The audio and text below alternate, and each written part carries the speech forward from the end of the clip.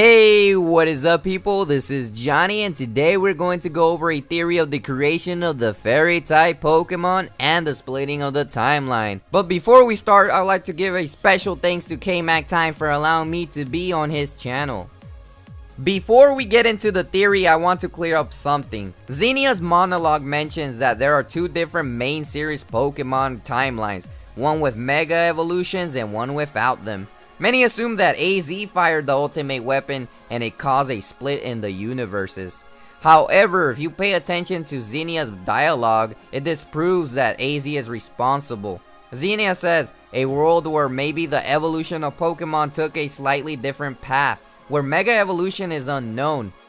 A world where that war 3,000 years ago never happened. A world where the ultimate weapon was never even built. This would prove that the ultimate weapon was only built in the Mega timeline and the AZ firing it did not cause the timeline to split.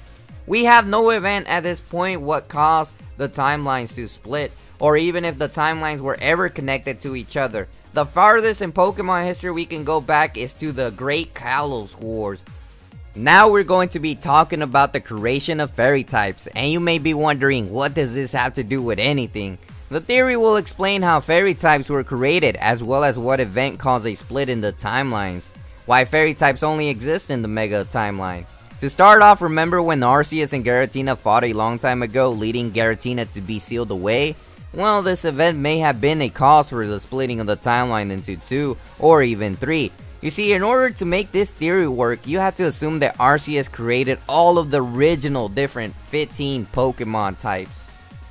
There are 3 different scenarios that may have occurred. The first one we're going to be talking about is the Mew timeline. In this one, Arceus may have defeated Giratina or the battle never happened. That means no Dark, Steel, or Fairy type Pokemon existed due to the absence of Arceus since the creation of the universe, leaving Mew to be the most elusive Pokemon in Kanto.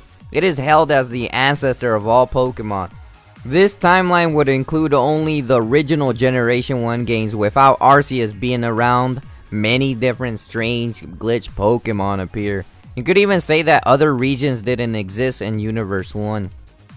The second scenario would be Arceus struggles to defeat Giratina, so he creates new plates such as the Iron Plate to help him resist Giratina's Dragon types attacks, as well as the creation of Dark Plates to resist Giratina's Ghost type attacks. This would enable Arceus to defeat Giratina. With that being said, this will be a standard timeline that leads all of the events of Generation 1 remakes to Generation 5 games. These 2 plates also lead to the creation of new Pokemon. For the final scenario, the Dark and Iron plates are still created, but they are not enough to beat Giratina. So Arceus makes the decision to create one more plate, and that is the Fairy type plate. It will make Arceus immune to Dragon type attacks. This will allow Arceus to win against Giratina. This is the Mega Evolution timeline. All 3 types exist in this timeline: Dark, Fairy, and Steel.